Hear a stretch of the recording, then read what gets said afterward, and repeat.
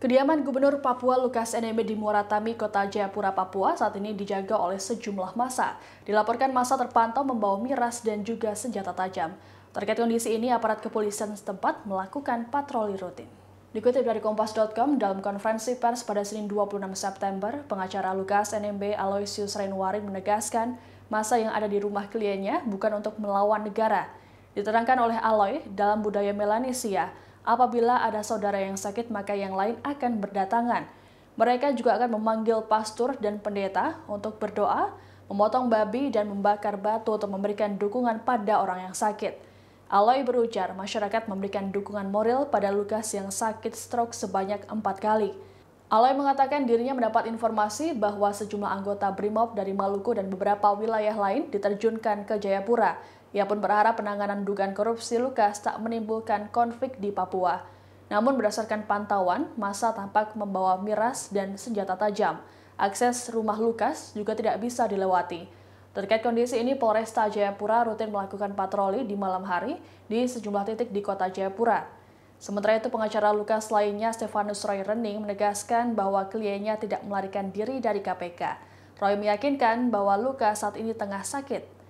Lebih lanjut dikatakannya, apabila kondisi Lukas sudah dinyatakan sehat, maka kliennya akan memenuhi panggilan KPK. Saat ini fokus tim kuasa hukum adalah mendapatkan izin KPK agar Lukas bisa menjalani pengobatan di Singapura.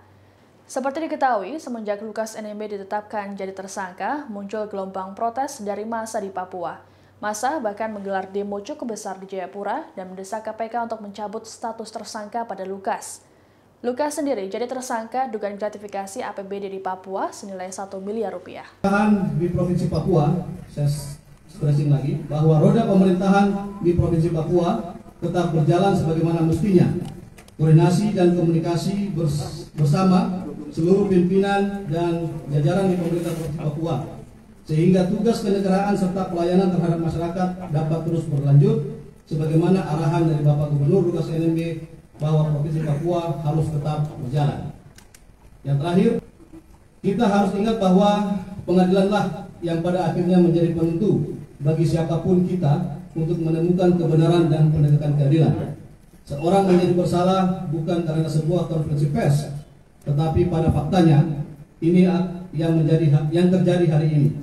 Berbagai macam prasangka, asumsi, dan penafsiran sangat dieksploitatif diberitakan oleh media, dan pada akhirnya Gubernur Lukas NMB menjadi tersulutkan. Status Lukas NMB saat ini adalah tersangka. Mohon agar semua orang dapat memahami bahwa ada asas praduga tak bersalah. Saya berharap agar semua pihak memainkan peran dengan kadar masing-masing.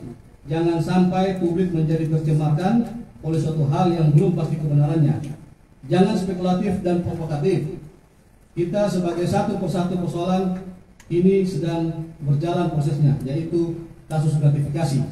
Dan kehidupan di masyarakat Papua bukan hanya dihuni oleh masyarakat Papua, tetapi ada saudara-saudara kita seluruh Indonesia yang hidup di tanah Papua.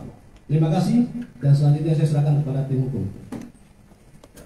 Demikian informasi kali ini dalam Tribun News Update. Nantikan terus informasi terbaru lainnya hanya di kanal YouTube Tribun News.